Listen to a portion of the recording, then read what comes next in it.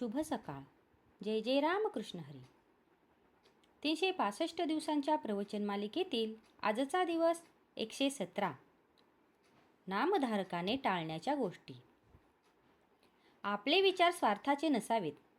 स्वार्थामध्ये अभिमान नेहमी जागृत असतो.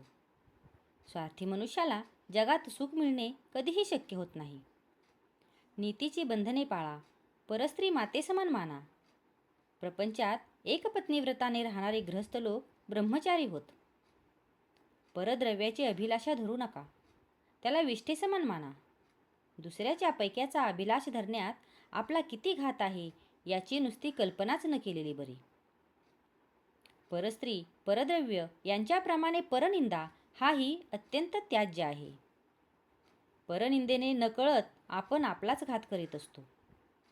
परनिंदेमध्ये दुसऱ्यांच्या दोषांचे चिंतन होत असल्याकारणाने ते दोष आपल्याकडे येतात. या सर्व गोष्टी सांभाळून तुम्ही नाम घ्या. नामाचे प्रेम तुम्हाला अगदी खात्रीने मिळेल. हे सर्व करीत असताना तुमचे आईवडील, बायको मुले यांच्या बाबतीत असलेले कर्तव्य करायला मात्र चुकू नका आणि त्या कर्तव्यांमध्ये आसक्ती राहू देऊ नका. कोणत्याही मोबदल्याची अपेक्षा न ठेवता केलेले कर्म हे कर्तव्यच होय.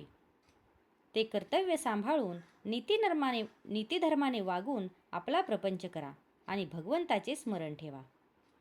मग तुमचा प्रपंच परमार्थ रूप बनून भगवंताचे प्रेम तुम्हाला मिळेल हा तुम्ही भरवसा बाळगा.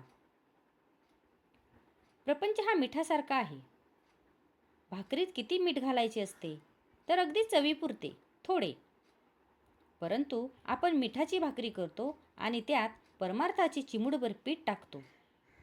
पण मग ती भाकरी खाता येईल का? खरे समाधान मिळाल्यावर मनुष्य खेळासारखा प्रपंच करतो. त्यामध्ये तो वर चढला की खाली पडला तर सारखाच राहील. दुसऱ्याने डाव टाकल्यावर तो आपणही डाव टाकेल. पण डाव हरला किंवा जिंकला तरी त्याला त्याची पर्वा राहणार नाही. प्रपंचात अनेक वस्तू आहेत पण भगवंताजवळ एकच वस्तू आहे.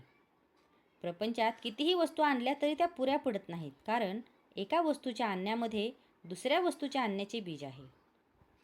पण भगवंताचे तसे नाही. भगवंताची वस्तू एकदा आणली की ती पुन्हा आणायलाच नको. समजा एका दुकानात पुष्कळ माल भरलेला आहे, पण आपल्याला पाहिजे ती वस्तू तिथे नाही, म्हणजे आपल्या दृष्टीने तिथे काहीच नाही. त्याचप्रमाणे सर्व प्रकारच्या मानसिक शक्ती असून तिथे भगवंत नसेल तर त्या असून नसून सारख्याच समजाव्यात.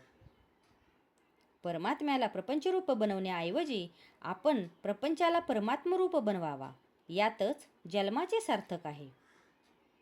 परमार्थात अहंकार मिसळला की तो प्रपंचच झाला. प्रपंचातला अहंकार दूर झाला की तो परमार्थच झाला.